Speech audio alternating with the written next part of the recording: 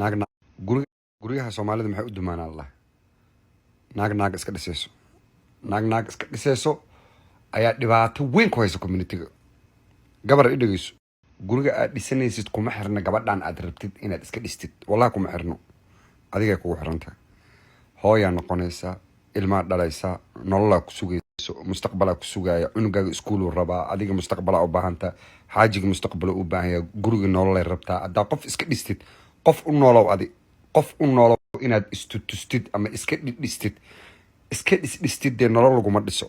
waa inaad xaajigaaga la shaqaysaa ilmaha la shaqaysaa iskuulka la shaqaysaa waxbarashada la shaqaysaa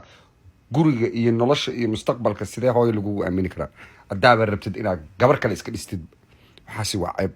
gabar iska dhisaysa ceeb waa adaa guri gadanaysid adiga gado adaa baabuur gadanaysid adiga gado lafahaaga u gado noloshaada u gado horumarkaaga u gado mustaqbalkaaga u gado lacag la isticmaala dhib ma leh laakiin adiga gado naag walba guryaha